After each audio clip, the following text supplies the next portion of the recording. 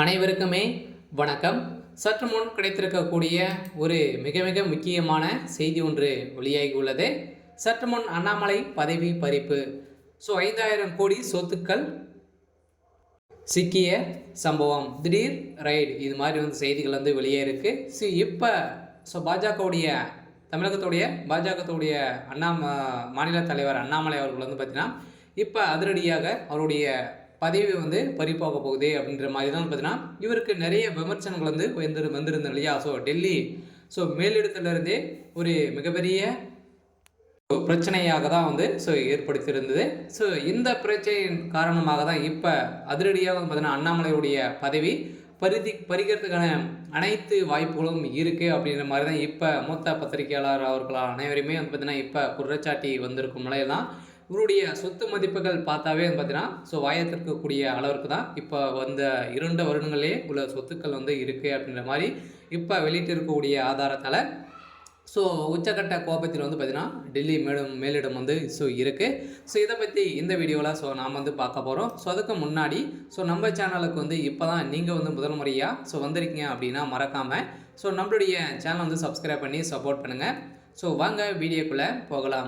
அண்ணாமலை அவர்கள் பார்த்தீங்கன்னா பாஜகவுடைய மாநில தலைவராக இருக்கார் இல்லையா. இப்போ பார்த்தீங்கன்னா இவர் பார்த்தீங்கன்னா இப்போ அவர் செய்த சம்பவத்தினால அவருடைய பதவியே பறிப்போகுது அப்படின்ற மாதிரி தான் வானதி சீனிவாசன் அவர்கள் பார்த்தீங்கன்னா ஏற்கனவே ஒரு நிகழ்ச்சியில் பேசியிருந்தார்.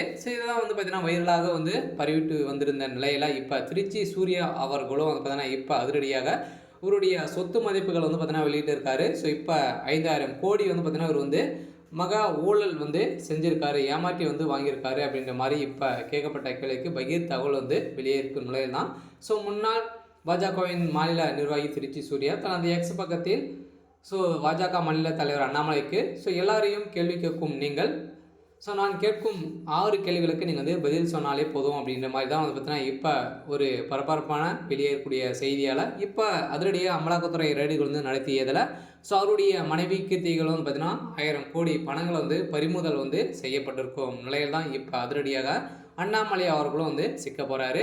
அதனால் இப்போ பாஜகவுடைய மேலிடம் டெல்லி மிகவும் கோபத்தில் தான் இருக்காங்க. அதனால் அண்ணாமலையுடைய பதவி வேறு கை மாறத்துக்கான அதிகப்படியான வாய்ப்புகள் தான் இருக்குது அப்படின்ற மாதிரி ஏற்கனவே வானதி சீனிவாசன் அவர்கள் எச்சரிக்கை விடுத்திருந்த நிலையில் இப்போ சமீப காலத்தில் ஒரு மிகப்பெரிய சர்ச்சைகள் தான் சிக்கியிருக்காரு.